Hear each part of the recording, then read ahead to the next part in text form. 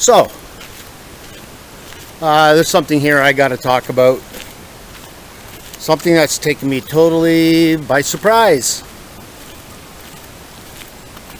Is that the state of our camping, which has really thrown a huge dent into my trip so far.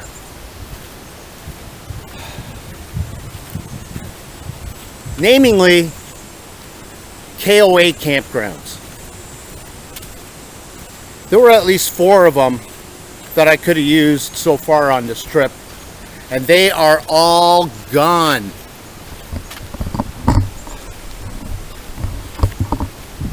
So, I'm wondering, what is going on with Campgrounds of America? I mean, like, it's an American-owned company. Did they just decided they wanted nothing to do with Canada anymore? I don't know. Some of these campsites have taken on new ownership. Now I want to talk about ownership in a minute. And some have just completely shut down altogether. The Innisfil KOA campground, I went in to get just to get some ice, and signs, no trespassing. All the signs taken down. What is going on? So some of these, I think most of these campsites or these campgrounds have an ownership, and they run under the flag of the KOA, which means if you're going to use the KOA name, you got to do everything by their book. Everything's got to be the KOA style. Not only that, they take 35% of all purchases. Doesn't matter what you're purchasing at the campground. Your campsite, something to drink, ice, laundry, whatever. They take 35%. Now, to ensure that you are running under the flag, and they want you to do everything by their book, if anything happens to these sites or these campgrounds, you call support. The big problem that I'm hearing about that is support never arrives. So the campgrounds, the owners of the campgrounds are left to do the work themselves. And on top of that, still paying that 35%.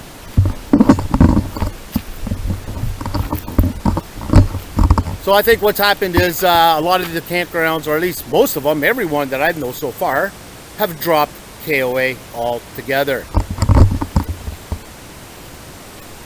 I understand that. Like, I get it. Like, yeah. I mean, if you're not getting support from them, why are you giving them 35%?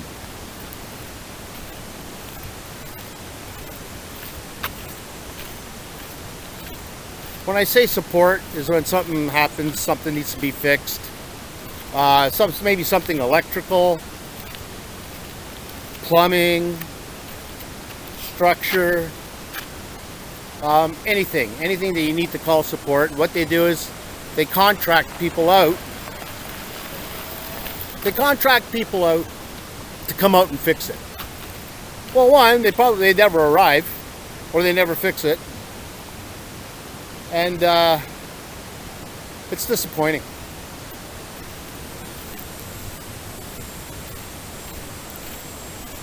So I get it.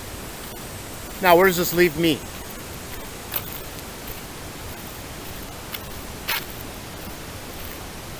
The first KOA campground I came to,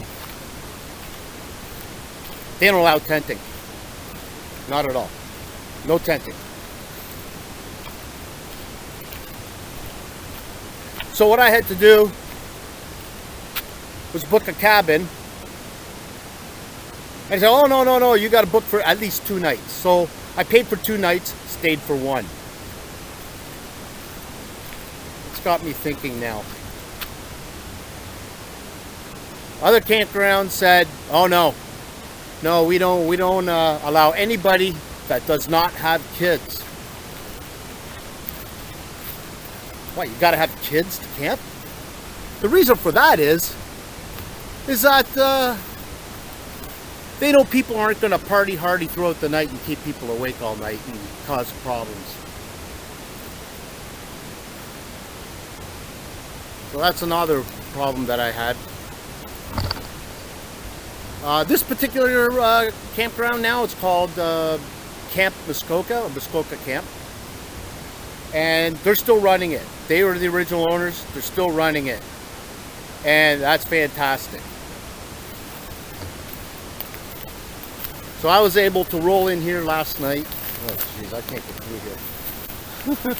Alright, I don't know where I'm going. When I talk, I'm sort of a little aimless here.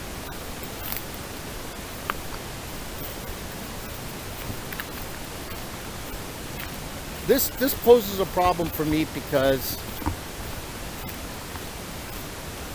if I do another extended trip, which I've pretty much come to the conclusion, I won't do extended trips anymore. Not when your camping possibilities are dwindling. I'm not very good at stealth camping either. That's where I was supposed to go. The walkway over there, I missed it. I talk too much. So that's my general understanding of what's happened to the KOA campgrounds. I don't know the entire story. I don't know if they still exist in Ontario or Canada. I didn't go to the Barrie North KOA. I decided I was going to bypass that to save time, kilometers, and an extra day. So I'll be looking more into that when I get home, what's happening with these campgrounds. Private campgrounds, they're pretty much paying for anything, everything. You want to take a shower? You better have a big bag of quarters. Which for me sometimes is not so bad because I accumulate a lot of change sometimes. So that's the one issue I've been having on this particular trip.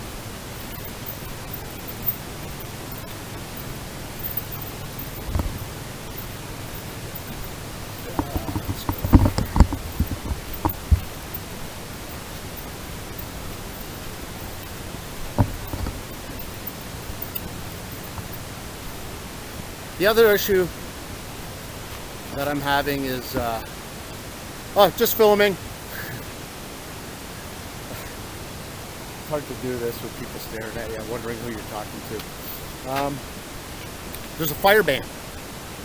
Fire ban. We haven't had rain, I don't know how long now. It's been a long time since I've seen any rain. I had a little bit yesterday coming in here, but it was just a small system, small cloud. Lasted like 10 minutes. But no open fires. Not that I care. But I have a camp stove that burns wood.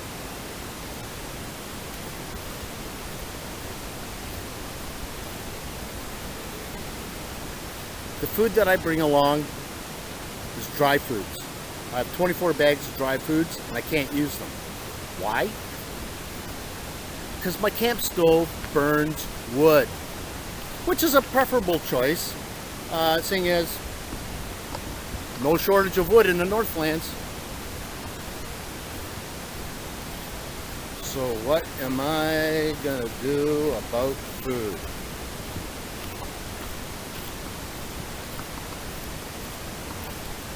You know, you roll into towns or you roll into like cities like Aurelia or Barrie, and yeah, you can find a Tim Hortons or a Pizza or something like that. But what's going to happen when I get far enough north that things become more scarce?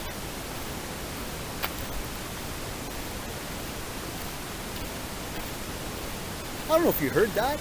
That was my stomach doing nothing.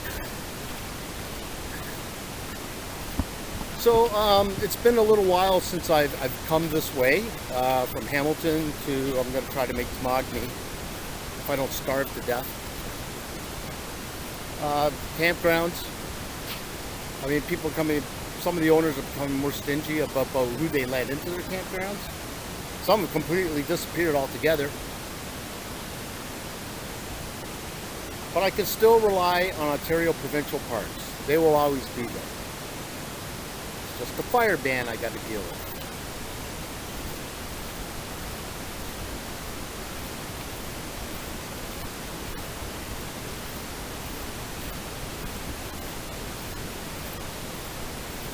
I really don't know where to go from here other than those are the two things on this particular route, which I haven't done since 2018. And before that, I think I've done this 6 times. I've come this way. Algonquin Park 4 times, Temagami, French River. And I am learning a lot. I've had to change my ideology, my theory, my plans, my setups, my mindset, everything. I've had to literally take a crash course on this. So, I'm here in Gravenhurst. I'm going to take a short day into Baysville tomorrow, do Crownland camping. I can get food in town there. I can probably grab a couple of sandwiches at the general store. But yeah, I'll be honest with you. Last night, I was pretty dejected. I'm like, why am I doing this? I don't want to do this anymore.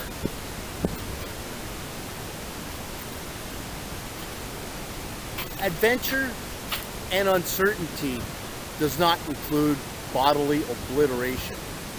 And that's because of all the construction detours I've had to deal with. That was just an added bonus. I had a mattress go down. I had to pick up a new mattress in Barrie, which was more time and energy out of my way. My cyclometer, the transmitter, put a new battery in before I left, died. But I got it replaced. I haven't checked it out yet. Doesn't matter if it works or not. I'd like it to work.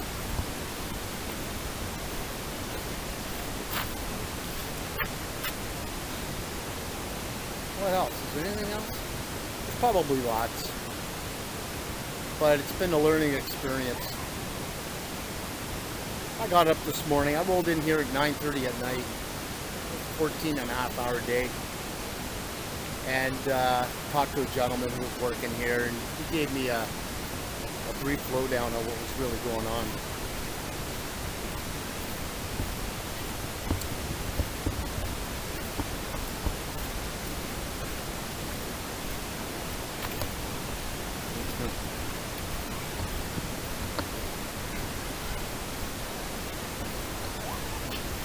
I'm definitely going in there today. Just got to get my work done.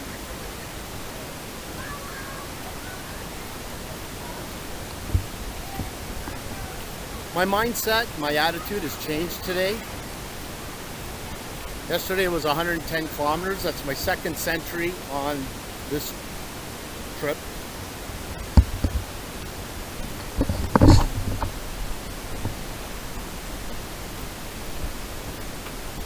And I really pushed my body past what it was capable of doing. So I was worried about what condition I was going to be in.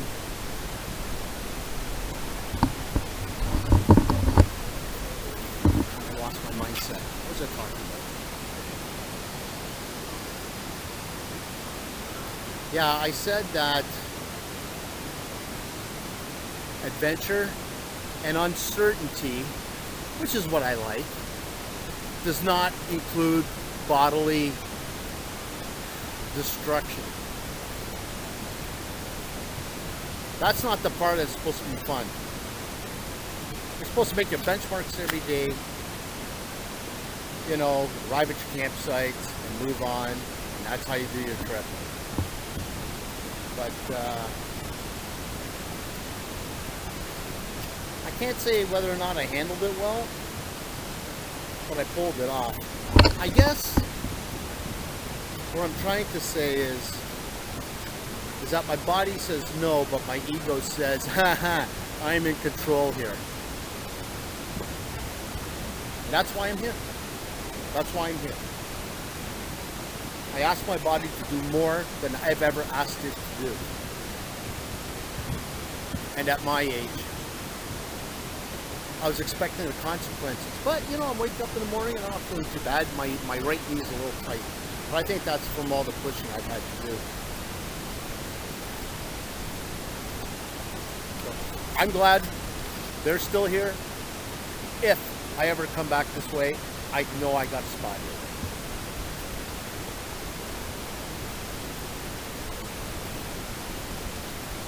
I think that's it for now.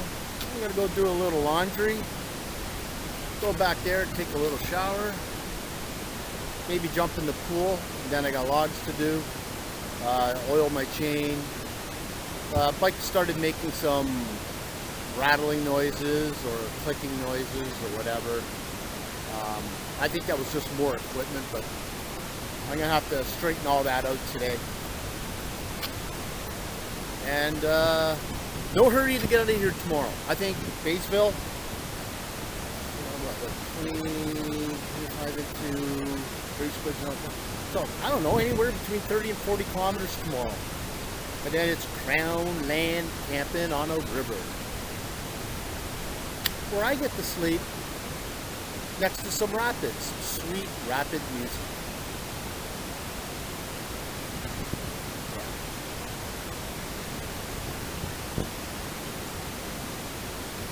Alright, I think that's it for now. I have to go into this barn here and do laundry and get a shower going and get ready for tomorrow.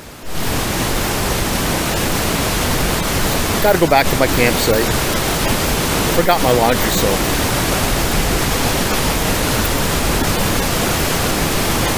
That's okay. I think the walking is something that I could use right now. But I've done enough of that. I would like to have known. I wish I had a Fitbit or something, so I know just how far I actually walked on this trip.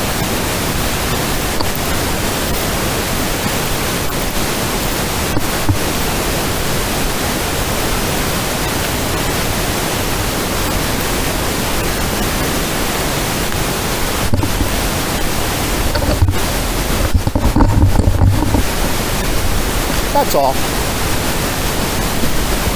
This is great.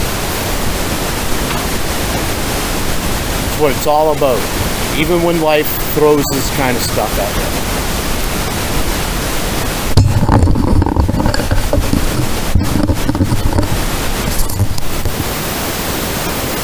Laundry time. Do it while I can.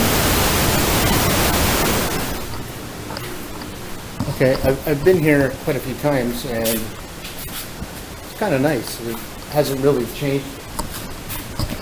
There used to be arcades in here, but I got to film this because there's something I got to see that I've never seen before.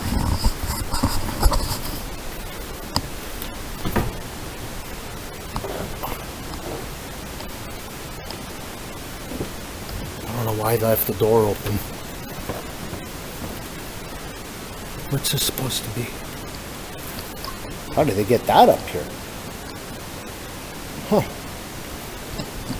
Oh, I guess there's a ramp there. So I guess this is probably just more maintenance. So I better go. Or maybe just a place where staff go.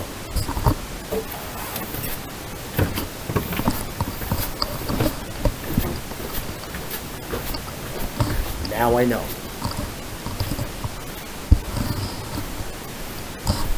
Laundry's almost done.